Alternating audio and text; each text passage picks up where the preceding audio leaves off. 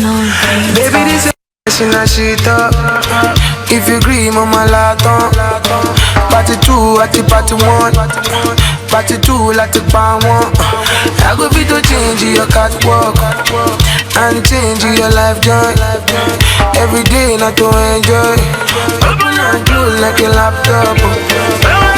Money goes to money goes to money goes to money goes to money goes to money goes to money goes to money goes to. A little money give you face in addition to bomb. I no go lie, your body base. Money like it on. Anytime you holla, make I come through. I go tell my guys, tell my know they come soon. Bacala me see, make my eye too. Many girl get, but now you I want to.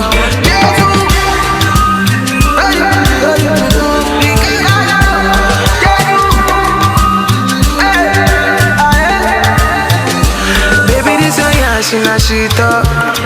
If you agree, mama laton. Party 2 at the party 1. Party 2 like the pan 1. I go fit to change your catwalk and change your life joy. Every day not to enjoy.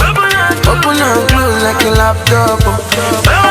Money goes to money goes to money goes to. I'm a part of the party, and I want to celebrate the culture and celebrate, my roots and the music that has been doing amazing work since before I even knew about it. So when you look at artists like Chris Brown, who's been on the Afrobeats train for a long time, and now it's blowing up in America, and you have the Headies coming to America, does it feel like all the stars are aligning to make this process of you immersing yourself in the Afrobeats culture easier? I hope so. I remember when Black Panther came out, and it felt like we were all unified, and it was one. And I think the Headies being here just keeps that momentum going, and we're all a part of one culture, that African culture. And so we're learning more about ourselves as African Americans by the Headies being here. And so we're here to celebrate and be fans and also participate. Okay, now I'm going to do a little controversy. All right. When it comes to African Americans, we kind of hear that the bigger you get, the less time you have for the Black Award ceremonies. Nigerians have attitude. So if you commit to things like the Headies, will you always commit to the Headies? Absolutely. I mean, listen, I don't want to pull my own horn. I got a couple Grammys and some platinum plaques, and I'm here supporting my people, and I'll be back. Believe it. So we've been told on the grapevine that you are coming to Nigeria in December. Is this true? And what can we expect from the trip? Yes, I have a song right now that on the Afrobeats charts with Limo Blaze called Gyra, and him and I are going to connect. He's from Nigeria, and I plan on going out there in December and having some incredible times in Nigeria. I can't wait. Okay, so in Nigeria we have artists like Banky Wellington and Olamide who spread the love. They're kind of like the Nigerian version of Lil Wayne, where they spread the love, and that brings in 1K view. So you, as you're rising, you're pulling up your brothers with you. So why is that important to both of you? It's extremely important to me because it's always about the next generation. It's always about the future, and my ceiling is his floor. So he gets to go where I haven't been able to go, and so. You are the most baby-faced person I've seen. Even though you've got the stern look, you are the cutest thing ever. I know you will hate me saying that, but I just have to make that point. But how does it feel being here with your mentor? No, you're right. I'm actually 12 years old. Right. I get that a lot, but it mean the world for me. Like it's reversed. Like he ain't really had nobody like looking up, to like when he was coming up, cause he the biggest in our lane. So it's like with me looking up to him, it's like I feel like. That's a blessing. Everybody don't get that. Everybody don't get the opportunity to really stand next to somebody they look up to. So it's a blessing. I've been told I'm going to let you go. Before you go, will you say a message? Those are my boys, Yeah, those are, new school, with the swag and all that. I like all of that. And I'm happy to see them perform. I'm happy to see them reach a greater heights where they are. I'm trying to, be there too someday. We're going to do this together. Okay, cool. So what does the fact that we're celebrating Afrobeats here in Atlanta today mean to you?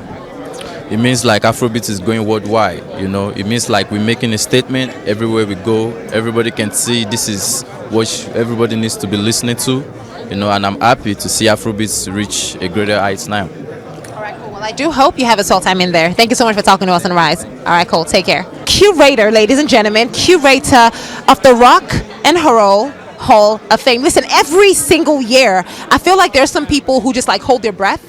Every single year, they want to know who is going to join that almighty class. They just want to know who's going to get right in. And I have to be honest, I did talk about Fela Kuti, and I was one of the big people that kept rooting. I kept pushing, I kept talking about it, But first of all, I want to understand. We know there's the fan vote, and then of course we know that there's a class vote. We want to understand how exactly does it work? Gosh, so right on the spot. Let's get to Fela business. But so there is the fan vote, and it was that crazy balance. I know it was between Fela and Tina Turner. And every night, because of the time difference, it was just so amazing to see that fluctuation. So although they were neck and neck with that tie, as you mentioned, there's that bureaucracy of the Rock and Roll Hall of Fame. So there's the fan vote, there's our board, there's our trustees, there are voting members who are members of the music community, who are journalists, artists, producers, engineers. Initially, it just came down to votes, unfortunately, but it's about awareness. So bringing it back, that's why it's so amazing that we have a presence because of Fela. I mean, I went to film school before I went to law school. And then from law school, from being a lawyer, I got into music management. And then I told my artists that, I'm just going to be recording stuff so I can show my kids that this is what daddy is doing and everything. And I thought I was just going to do it for a couple of years, but it ended up being 20 years. So in that 20 years, I never stopped recording. So very big. The competition for the young ones is so big. Yeah, Buju, and they're all talented. This summer they're all everywhere. You see, they're on tour, filling up arenas. They are competing with the Trinity of Afrobeat, Whiskey, David, and they have threats